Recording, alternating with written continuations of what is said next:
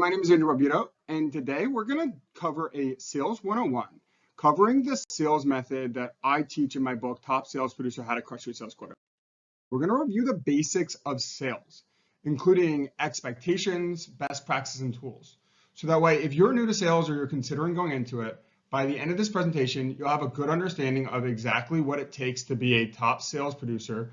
You'll have an understanding about the role and also what you can expect going into it. So I'll do a quick introduction on myself as well as the sales philosophy that I teach.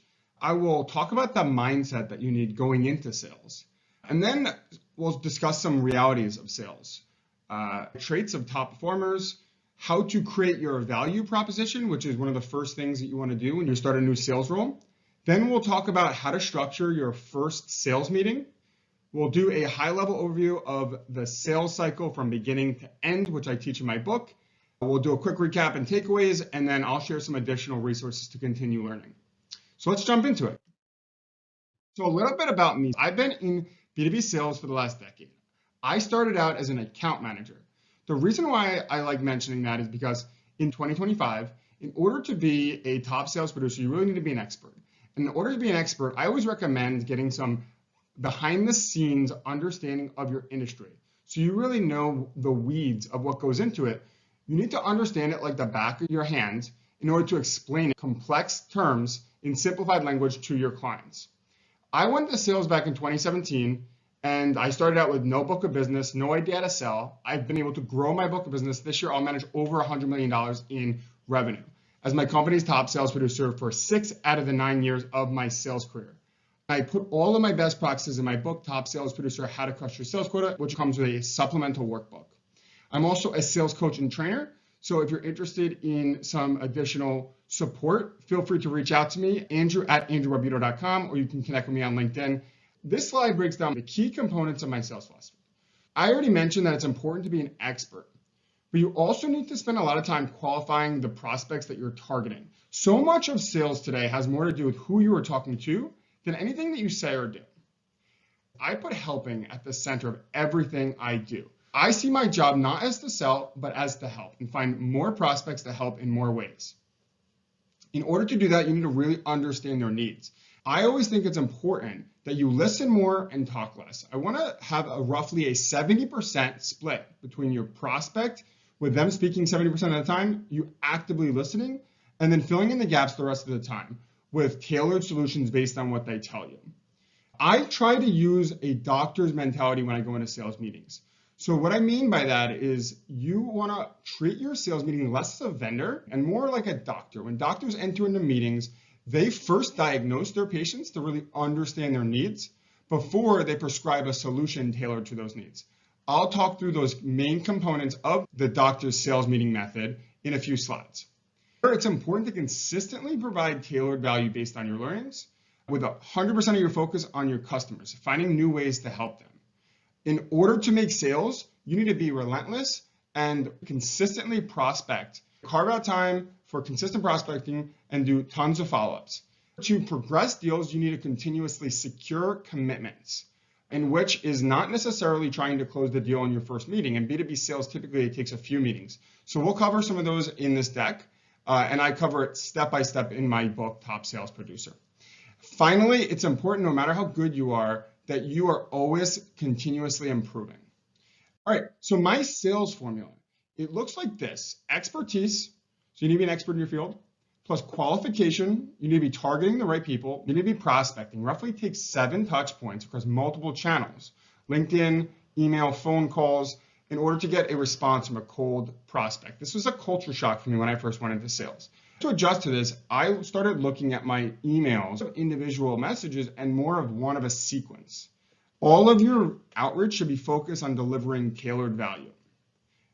In complex B2B sales, it's less about selling to your prospect. Of course, you need to do that, and we'll cover some best practices in order to do that to build rapport, trust, and credibility. But you also need to help them with selling internally to the various stakeholders. It takes about 6 to 10 stakeholders in an average B2B sale. So your job is to not only convince that your prospect you're the best solution and it's important that they make a change, but also arm them with the knowledge to sell internally. Following that, it's all about timing. So even if your prospect is convinced they want to work with you, they may not have the ability to work with you right now. You need to stay on top of it, consistently provide value to a bunch of qualified prospects, always filling the pipeline until it's time to buy. And once it is time, you need to demonstrate that your value is higher than the price of your solution. And so if you combine all of these elements, you will then create sales. So a lot of people focus on the price, but in B2B sales, there's actually multiple elements that you need to take into account that exceed the price that you're charging for your solution. So let's jump into the mindset of sales by talking about what exactly is the role of the salesperson. Regardless of what your title is, everybody needs to sell within an organization. It's everybody's responsibility. Because if you're in a client-facing role, your job is to help with supporting your clients, keeping them happy, and achieve the mission of your business, which is to grow. It benefits every role within an organization to know how to sell. But it also benefits you in your daily life. Whether you are a parent trying to convince your kids to make their beds, or if you're interviewing for a job, or you're a teacher or a lawyer, you need to be able to influence people to do what you want when you want in order to succeed. Sales is one of the most important and valuable skills you can have. Sales, like I mentioned, is really about helping people solve problems and providing value, uncovering needs, and then helping them achieve them. And one of the most important factors in sales to remember is that it's not about us, it's about our customers. When you switch your mindset from trying to persuade somebody or convince somebody to buy something to finding ways to help, you then earn the right to grow their business. But it's important to overcome the stigma around selling. A lot of people think of sales like used car salesmen, or even like the Wolf of Wall Street, where they're trying to manipulate people into buying something they don't necessarily need. Well, that's not what it takes to be a great salesperson in 2025, where you need to be an expert and it requires long-term relationships. So you need to actually truly provide consistent value if you want to succeed in the long term. Ownership mentality. Everybody within an organization is responsible for selling. Everybody's responsible for the company's success. And so it's great to have sales skills when interacting with customers to find new ways to grow customer relationships, grow their business, and also retain and build strong, loyal customers. Sales is one of the most difficult jobs you can have. That is the reason why we're well compensated. But there are best practices, and if you're persistent, resilient, and continuously learn, it can be extremely lucrative. But there is no magic bullet. So I'm going to talk about some best practices from a high level, and I go in depth into all of the best practices that I've learned from starting a new sales job all the way to closing a deal in my book, Top Sales Producer. So think about this. I want to pose a question before we jump in, which is, do you have a fear mindset when you think about sales? Are you thinking about bothering your customers, or are you excited about the opportunity to bring value to your customers and solve their problems? It's important that we are excited about the opportunity to know how to sell, persuade people, grow business, because ultimately our success is going to be the result of our customers' success. So why does it matter? You'll get more new clients if you know how to sell. You'll be able to increase the wallet share from the current customers. It's much easier to retain business than to win new clients consistently. And it's much more lucrative to be able to grow business year over year without having to spend all the resources and time in order to win new business all the time. Stronger loyalty and referrals. Business can create business. And then finally, team-based success. We're all responsible for our company's success. And ultimately, we are rewarded in corporate America based on how much revenue that we bring in for our companies. Here are some realities of sales that everybody should know if they're going to consider a career. Number one, you got to get used to rejection. Rejection is normal. It's a part of the job. Many people maybe shy off from rejection. And frankly, when I first started in sales, I did as well. It's difficult to get rejected all the time. But then what I quickly learned is that the best salespeople often get rejected the most because they're reaching out to the most people. So instead of looking at rejection as a bad thing, look at it as a positive thing, because what it allows you to do is move on to the next person to try to help. Prospects are going to go cold. Prospects that seemed promising will all of a sudden stop answering you. That is a normal part of the sales role. There are best practices to try to avoid that, such as securing next steps before meeting ends, but it will happen. So you need to get used to that idea. You will lose clients. There are many things that are out of our hands as a salesperson. You need to come to terms with that because you're never going to retain a client forever. It's just not how the world works. You will have cold streaks. We all have those days where we reach out all day long and we don't get a single response. Instead of looking at that as an unproductive day, change that mentality. I look at my outreach as one of a sequence. So even if I've reached out all day to people and I didn't get a single response, that could still be a productive day because I'm contributing to my sequence. Remember, it takes an average of 7 touch points for a response from a cold prospect. So in order to succeed over the long term in sales, persistence and resilience are key. There will be lots of ups and downs. Never let the highs get you too high or the lows get you too low. When I first started in sales, a mentor told me that it's easy to be enthusiastic on day one, but it's 6 months in when people learn if they really want to be in sales or not. That turned out to be true. Sales is a marathon, not a sprint. So whenever you get frustrated, try to focus on getting through the next 10 feet. And remember the mission, try to find as many people to help in as many ways as possible. You do not need to receive a response to help people. Quick example, a few years back, I had a promising demo with a prospect who ended the meeting saying, send me a contract, I'm ready to move forward. So I was super excited about it. However, over the next 2 years, they pretty much went cold. I ended up reaching out every couple weeks with something of value. All said and done, I sent 87 emails, multiple videos, multiple gift cards, tailored proposals, and I only received 9 responses. But the last response I received was a contract.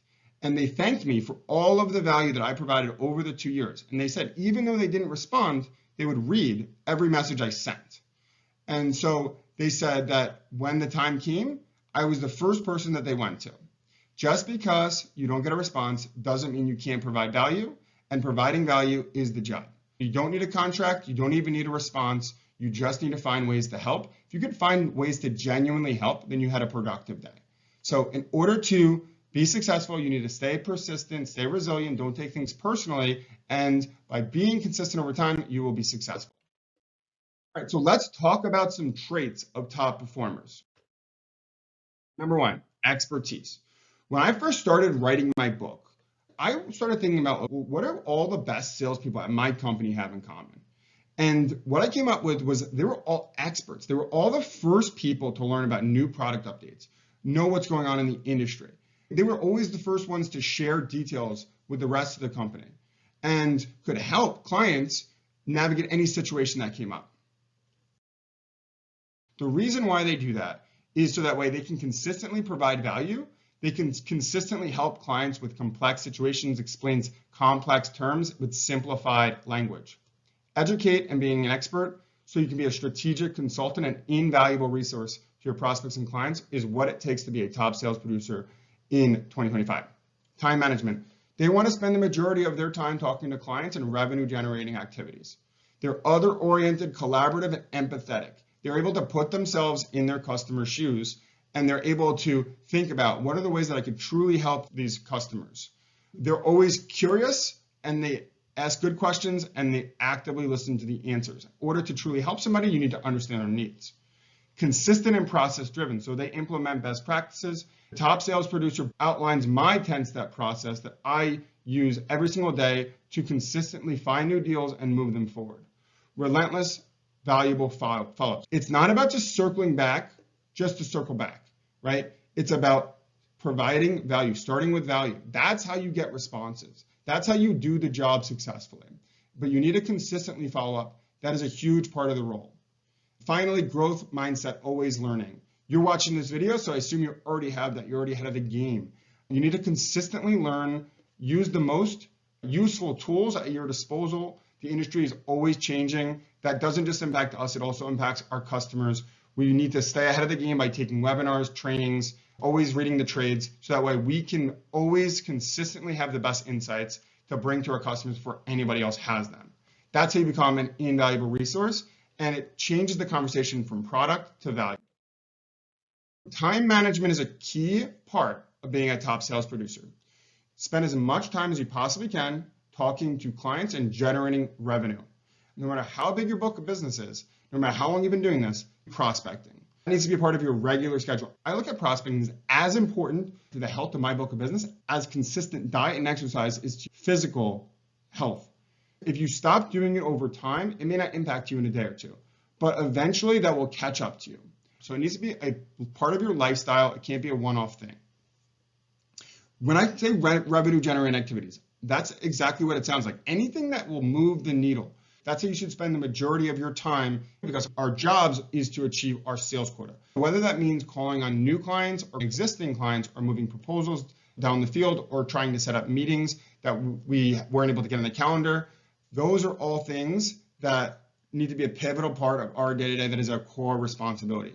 I make to-do lists because what it allows me to do is focus on new business activity and ensure that nothing slips through the cracks. Even though my job is primarily new business, I also need to know what's going on with my accounts, so that way my clients are always happy and I'm always making sure that everything gets done. I reserve things such as HR work or anything that's internal that I need to do for non-key hours, whether that means Monday afternoon or even a weekend. I start early. I use time off the clock to learn and improve and do anything that I can do without having to be on the clock. When I first started a new company, I'll spend time on the weekends writing scripts and learning as much as I possibly can. That allows me to use the time while I'm working on new business activity. Use all of the tools at your disposal. Use your CRM, LinkedIn, use generative AI. That's how you are able to be as efficient as possible. It can save you a ton of time. Things like follow-ups, summarizing emails. There's a million different use cases. It is changing the game for the sales role. Use it to be your superpower. Don't get too reliant on it. Humans connect with humans in a way that AI just simply cannot. Also, it's becoming commoditized. So in order to stand out, be unique, yourself, authentic, that's what ultimately people want to deal with. Finally, always carve out time for new business. Persistence. Most people give up too early. It takes 7 touch points to get a response from a cold prospect. People often give up after an email doesn't get responded. They stop following up when somebody says they'll set up a meeting and then they don't get the meeting on the calendar. That's not the way you need to approach if you want to be successful. The reality is that everybody is busy, including our clients and prospects. They're going to prioritize time-sensitive things, but that doesn't mean they're not interested. Stay on top of it. They will appreciate you for it. Follow up with purpose, not pressure. Don't just send a circle back email. Follow up with value, always. Research and personalize each touch point. In order to send over tailored value, you need to do research using all of your resources online, your CRM, their LinkedIn. Take diligent notes in meetings so that way you can reference those notes later on when you want to send over tailored value, or you want to share notes with one of your colleagues if you're setting up a follow-up meeting and they weren't in your initial one. Finally, differentiate from the competition. If somebody has a vendor already, that doesn't necessarily mean that they're not qualified, but it could mean they're not qualified if they're locked into long-term contracts. It's our job to distinguish whether it's something that will disqualify them, if it's redundant to use both us and their current vendor, and they're stuck in a long-term contract where all their budget is dedicated, or if there's an opportunity to either replace their vendor, which we need to be patient about, start small in order to shift dollars over, guide them through the process, or if there's an opportunity to supplement what they're doing. So that all takes time, but it's important to distinguish if they're qualified, where there's an opportunity in the short term, or if they're not qualified and they're maybe down the road, you might invest your time based on how likely the business is to close in the short term. So now we're going to shift gears and talk about how to create your value proposition. And here's an exercise that I recommend that you do. Take a second, close your eyes, and imagine that you are your ideal customer. So think about what their day is like. Picture, what you're doing when you wake up in the morning. What are some of the challenges that you're running into? What are your goals that you're responsible for achieving? Who do you report to and what do you care about? Are you managing somebody? What are they being judged on? Think about both your personal and professional goals, fears, challenges, and write everything down that you could possibly imagine. Use that to tie your solution to help with each one of those challenges, goals, priorities. How can you make their day better? How does your solution help prevent the fears that they have? How do you help them achieve their goals? How do you impress their boss? What can you do to make the transition as seamless as possible? Ultimately, how can you help? Write all of that down and use that to formulate a pitch. If you're talking to somebody for the first time, the questions you want to answer are, who are you? How can you help? What makes you different? What are the key differentiators and why does it matter? And you use that information along with all of the information that you just wrote down from that exercise to develop a 60-second pitch and a longer script. The 60-second pitch is really just an introduction to your company. Tell them a bit about who you are, build some credibility, talk about how you can help them, how you're helping similar companies, and the different options to partner with you. You can use this in intro meetings, in your outreach messages, in when you meet somebody on the street, if you're at a conference.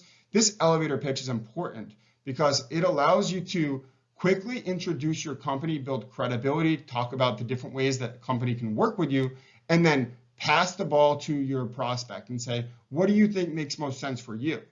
Then you spend the remainder of the time talking about the partnership model and the value proposition they think would be valuable, avoiding talking to anything that wouldn't be. Now you also want to write a longer script for various solutions that you may be offering.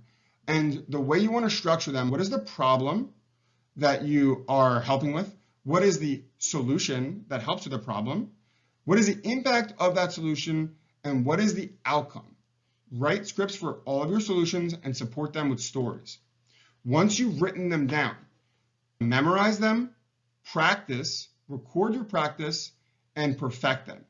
Once you have it done perfectly, then you could set up role play scenarios with your colleagues to get really good about the different types of scenarios that will come up in your meetings. Now, let's talk about the first meeting when you actually do get to that point. There are 5 things needed to close any sale. Qualification, making sure that you're targeting somebody that fits your ICP with the means to buy from you and the need to buy from you. They don't have the means, which means they don't have the funds in the short term. It doesn't matter if they have a need because they won't necessarily be able to buy from you. If they have the funds but they don't have a need, then they're not going to buy from you. No one's going to make a change unless there's a real need. So our job is to uncover what that need is. Rapport. If they don't like you, there's a very low chance that they will work with you. There are ways that you can build rapport to relate to somebody, smile, listen, show that you did your homework and that you care. People want to work with people that they care, that care about them. Credibility. So show that you are somebody that's worth talking to by name dropping other customers, sharing stories, sharing expertise, providing insights that will help them do their job better. Trust. If somebody doesn't trust you, they're not going to work with you. That's why referrals are so valuable, but you can build trust. It takes time. The way you build trust is by being empathetic, actively listening, show that you have their best interest in mind, even when it's not necessarily in yours. And also confidence. So they need a confidence that you are going to ultimately be the best solution for them to help them with the change. And the way you demonstrate confidence is by being very firm with your tonality and sharing case studies and stories throughout your conversations. Now, so much of your first meeting success has to do with how prepared you are going into it. So it's important that you do a significant amount of research and preparation. Find out everything you could possibly learn about the person that you're about to meet with prior to ever meeting with them. Use all of your resources. Ensure that they're qualified. Review your notes if there's any history, if this is not your first meeting. Even if it was a different salesperson, check out your CRM to see if there's any past history or anything between your companies that you could start off with changing the tone from just another vendor to somebody who is worth listening to. Research online, see if there's anything that you can find from their LinkedIn, type their company into Google, see some recent blog posts by their company, so that way you can get an understanding of what's going to be most relevant to them when you first meet them. Identify needs and gaps. There's a ton of information that you can get just by looking at their services, their partnership models, their case studies on their website. What is their value proposition? Try to make an assumption based on that. You want to find as much information as you can, but when you get into the meeting, you need to confirm all of your assumptions. Strategize your value based on what you find. Come up with some solutions that you think might be a good fit that you want to present when you meet with them. And then share that when you get to the meeting if it proves to be a good fit. Prepare some stories, some questions that you weren't able to find out from your research, and then have everything prepared in front of you for the meeting.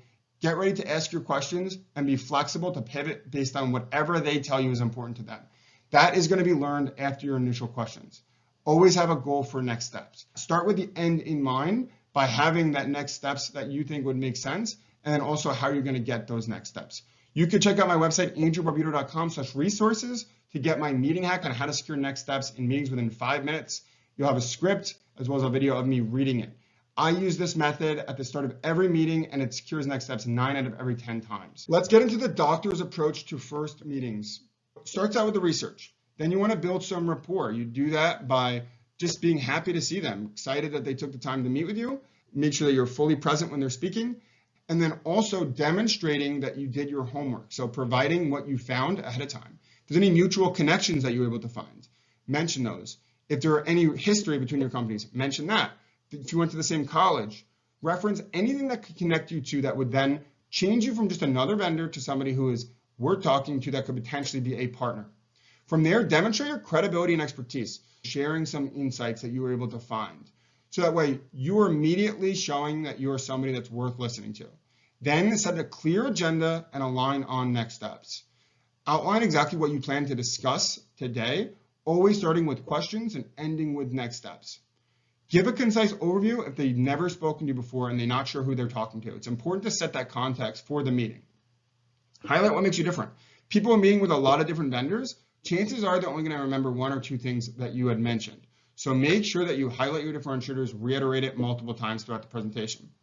And then you want to have it to be a back and forth dialogue where you ask some questions to uncover their qualification, their needs, their situations. Ask a combination of open-ended questions to get them to talk and open up, and close-ended questions to align on specific facts. Go back and forth where you're asking questions, listening actively, and then presenting a tailored solution based on what they tell you and supporting it with stories. Finally, as you go throughout your meeting, monitor for objections and buying signals. Buying signals are typically anything related to working together. So any questions like, how long would this take to get set up? How much are your minimums? Objections are anything that could potentially be a blocker. So if they talk about, hey, if we're already using this competitor, does it make sense to work with you? Or how are you different from this competitor? Use that as an opportunity to uncover more information and ideally set up next steps. If they ask about an integration or a specific feature, use that as an opportunity to set up the next step by saying, why don't we show you that feature in a demo? Anything that can get that next step, you want to try to get throughout the meeting.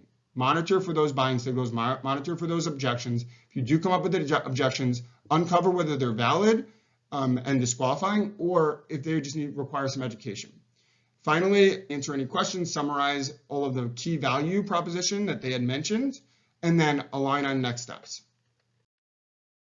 Focus on weaving stories throughout, educating them on how to do their job better, build trust by showing you have their best interest, teaching them relevant insights that they're going to find valuable, whether that means working with you or somebody else. Be fully honest and transparent about what you do well and what others are better than you at. Never lie about something just to win the business. It's far better to focus on the long-term potential of a relationship than try to get a quick business win. Listen and tailor based on their needs. Use their words. If they say that it's important for us to grow next year, you say, I know you mentioned that it's important to grow next year. Here's how we can help you grow. Here's a client that we helped grow by 30%. Do you think this could help you in the same way? Ensure you're always prepared. If it's not a good fit, try to see if there's anybody else that might need help. Or if it is a good fit, see who else would need to be involved in the decision process and try to get them in a follow-up meeting or demo. Always be persistent in your follow-ups. You might not get a response even if they showed interest. Try to secure the next step before the meeting ends for that reason. But if you weren't able to get it because they need to check calendars or whatever, it's totally appropriate to follow up pretty much every day to get it on the calendar. And then always remember that your job is to help them. Now, the sales cycle is much more than just the first meeting. This is 10 steps that I cover in my book, Top Sales Producer, How to Crush Your Sales Quota, which serve as the steps of the sales cycle, including best practices, exactly what to say and do. It all starts with onboarding. I have a very in-depth onboarding from day one. It literally starts your first day. Once you finish your HR, this is what you should do. All the way through, okay, now you're ready to start implementing the sales process. The sales process starts with prospecting research. I go through exactly how to find warm leads, find people that match your ICP, what data points can you use to increase your odds in the next step, which is outreach. I talk about best practices of what to put in your emails, how to use different channels to get a response, in what sequence. Meeting preparation, I go through very specific resources that you should use, what you should look for. Then I walk through the full sales meeting process from diagnosing the customer through prescribing them with the solution that makes sense for them based on the questions that you've asked and facts that you've uncovered. I then talk about how to advance deals, how to nurture leads, create urgency, So handle demos, what to do in proposals to win business, especially with those that never worked with you before, to build confidence, and then ultimately how to close collaboratively and negotiate, so that way you can show that the value that you're delivering is a positive ROI. They can bring that back to all of the various stakeholders, handle any change management required to switching over to you, and ultimately get you over the finish line in a way that's collaborative, that's not pushy. I'm helping them by selling internally to my team, getting them what they want, while also helping them with selling internally to their team. It's a collaborative effort with a champion.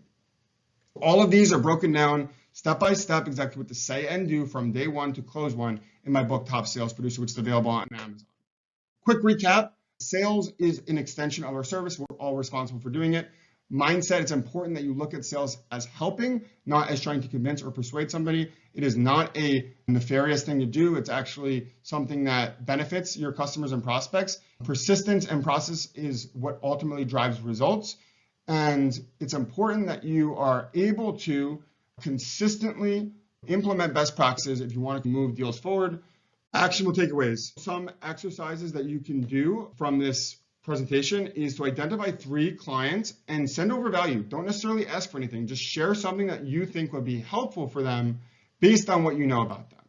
Use all the resources at your disposal. Articles, research, anything you find online, anything that you might have internally. Share them and don't ask for anything. See what happens. Use a doctor's approach in your next conversation using the method that I outlined here today, where you are first diagnosing to understand their needs, their situation, how you can help, and then prescribing a solution based on that, using their words and supporting it with stories. And then finally, track your persistence as you go about your day. It takes 5 to 7 touch points to get a response. And you never know, that last email, it could be the last email that ultimately changes the game. I'll give you a quick story to wrap this up. It was my first year of sales. I was reaching persistently to 100 people a day, and including this one woman who I hadn't received any responses from. But I was on my 6th or 7th touch point, about to call it a weekend on a Friday afternoon, when I finally got a response with 2 words: call me. So I gave her a call, and before I could even get into who we are and what we do, she interrupted me and said I was speaking to the wrong person. She gave me the name of the right person, but no email. So I reached out to the wrong email for a couple weeks before I finally got on the phone with somebody. It turned out that I was looking at the wrong company with the same name. This person represented an advertiser with billions of dollars in revenue. And they had mentioned they were already looking for somebody at my company to help with digital media. Things moved very quickly from there. They spoke most of the time in the meeting. They set up a follow-up meeting with their CMO. I brought in my executive team. I found as much information as I possibly could for my champion. We worked together to present something that was tailored to their needs exactly. And we're able to overcome a skeptical CMO, which ultimately resulted in a $2 million test. A normal test in my industry is $10,000. So this is a huge win. That has steadily grown year after year to reach 9 figures, the largest in my company's history. That last email that I sent completely changed the trajectory of my career. So always send that last email, because you never know. Pick up my book, Top Sales Producer, How to Crush Your Sales Quota. The ebook, audiobook, paperback, hard copy are all on Amazon. If you buy the book, submit your order number to andrewbarbuto.com/top/sales/book-bonus.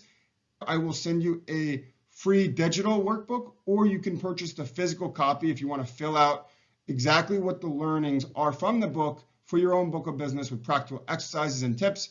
Buy that available on Amazon as well, the Top Sales Producer Workbook.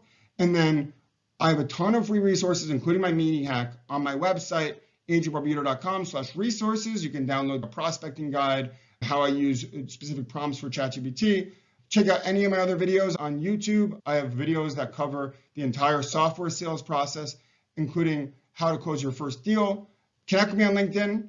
Check out my Instagram, top_sales_producer, or my TikTok, Top Sales Producer. I put out weekly B2B sales tips.